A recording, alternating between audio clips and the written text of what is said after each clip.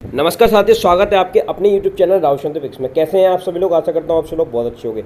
आज की इस वीडियो में बात करने वाले हैं कि फिजिकल के टाइम पर आपको कौन कौन से डॉक्यूमेंट्स लेकर जाना है और साथ ही उन डॉक्यूमेंट्स में क्या क्या प्रॉब्लम आपको फेस करने को देखने को मिल सकती है। तो ये वीडियो सभी अभ्यर्थियों के लिए काफ़ी इंपॉर्टेंट एंड यूजफुल रहने वाली है।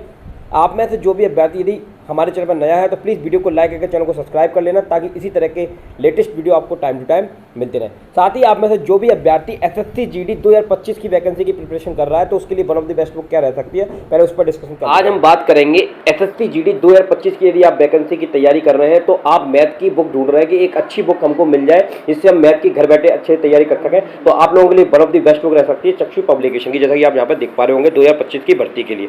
तो जैसा कि मैं आपको दिखा दूँ, इसका यहाँ पर सबसे पहले यहाँ पर दी रहती है हमको बेसिक सूची, जो आपके कंटेन होते हैं एग्जाम में, जो सवाल आते हैं उन सबका पूरा डेटा यहाँ पर अवेलेबल है। और इस तरह से यहाँ पर हर एक चैप्टर को डिटेल में बताया गया है। जैसा कि आप देख सकते हैं पूर्णांक संख्या क्या होती है, पूर्ण संख्या क्या होती है, प्राकृतिक संख्या क्या होती है, बिल्कुल बेसिक से बताया गया है। ठीक है, और हर एक चैप्टर की डिटेल इस तरह से ही दी गई है और संपूर्ण जो परीक्षा पूछे जाने वाले प्रश्न भी यहाँ पर दे रखे हैं। तो ये पूरा पैकेज आपको यहाँ पर देखने को मिल जाएगा। अब मैं आपको एक चीज़ और बता देना चाहूँ, कॉम्बो पैकेज मिलता है जहाँ पर आपको रीजनिंग, मैथ्स, हिंदी और सामान्य ज्ञान की परीक्षा के लिए भी ये सारी बुकें भी आप परचेज कर सकते हैं। ठीक है, ये इनकी वेबसाइट है, फ्लिपकार्ट, अमेजोन दोनों पे अवेलेबल है और इसका लिंक मैं आपको डिस्क्रिप्शन प्रोवाइड कराऊंगा, वहाँ पे जाके आप परचेज। फिजिकल के टाइम पर आपके ऐसे कौन से डॉक्यूमेंट्स हैं जो सबसे ज़्यादा जरूरी है? देखिए, सबसे पहले तो दो चीज़ों में दिक्कत आ रही है बच्चों की। एक तो डोमिसाइल में दिक्कत आ रही है और एक कास्ट सर्टिफिकेट में आ रही है।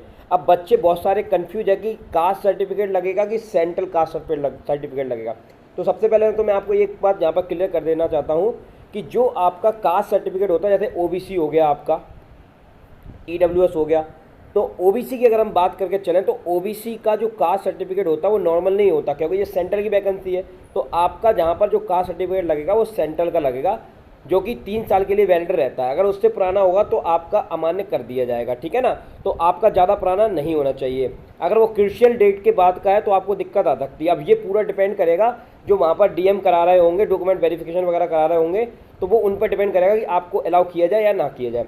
अब दूसरी प्रॉब्लम किसकी आ रही है? डोमिसाइल को लेकर। अब डोमिसाइल की अगर हम बात करें तो एक दिक्कत ये है कि जैसे कोई बच्चा मान के चलिए महाराष्ट्र का रहने वाला है, या पहले वो किसी अदर स्टेट में रहता था, जैसे एमपी में रहता था। ठीक है, पहले एमपी में रहता था बचपन में, फिर वो दूसरी जगह शिफ्ट हो गया, महाराष्ट्र में पहुंच गया। ठीक है, तो स्टार्टिंग में उसका डोमिसाइल कहाँ का था? पहले यस एमपी का था। अब वो वहाँ पर शिफ्ट हो गया है तो अब उसको महाराष्ट्र का ही डोमिसाइल बनवाना पड़ेगा, क्योंकि एमपी का डोमिसाइल नहीं चलेगा। अगर ऐसा करके चलेगा तो दिक्कत आ सकती है। इसमें क्या होता है, जो आपकी मार्कशीट होती है, जैसे आपकी 10th की मार्कशीट चेक की जाती है, तो 10th की मार्कशीट में लिखा हुआ है एमपी, और आप जाके महाराष्ट्र या असम से पेपर दे रहे हो या उसका फिजिकल के लिए जा रहे हो, तो वहाँ पर पकड़ में आ जाती है बात, और पकड़ में आ जाती है तो इस पर सख्त कार्रवाई की जाएगी। सीआरपीएफ के द्वारा ये फिजिकल कंडक्ट कराया जाता है, तो आपको बहुत ज़्यादा प्रॉब्लम आ सकती है, आपको भी आ सकती है, आपके पेरेंट्स को भी आ सकती है। इसलिए कोई भी फर्जी तरीके से अगर आप कोई काम करके जा रहे हैं तो बिल्कुल भी ना जाएं, अदरवाइज आपको बहुत ज़्यादा प्रॉब्लम फेस करनी पड़ेगी। एक तो बात ये क्लियर है।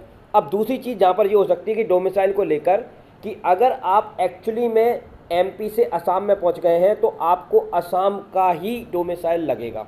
ठीक है ना, आप किसी अदर स्टेट का फर्जी तरीके से लगाकर चलोगे तो आपको दिक्कत हो जाएगी, वो मान्य नहीं किया जाएगा, आपका फिजिकल भी नहीं हो पाएगा। तो ये दो चीज़ें हैं जो आपको बहुत ज़रूरी हैं। अगर इनके बिना या इसमें कोई फर्जीवाड़ा आपको दिखा तो आपको दिक्कत आ जाएगी। ठीक है ना, तो इन दोनों को बहुत क्लियर करके चलना। अगर कोई भी दिक्कत आ रही है तो अभी उसको सुधार करा देना। आपकी फिजिकल की डेट आपने देखी ली होगी। तो आज की इस वीडियो में इतना ही, क्योंकि ये इंपॉर्टेंट जानकारी थी। बहुत सारे बच्चे कमेंट करके पूछ रहे थे कि हमारा डोमिसाइल इधर का है उधर का है, तो क्या दिक्कत आ सकती है। तो जिस स्टेट में आप रह रहे हैं उसी स्टेट का, उसी जगह का डोमिसाइल होना चाहिए, और कितना भी पुराना होगा कोई दिक्कत वाली बात नहीं है, लेकिन उसी जगह का होना चाहिए। ठीक है, तो चलिए मिलते हैं नेक्स्ट वीडियो के साथ। अभी के लिए जय हिंद, जय Bharat, thank you so much.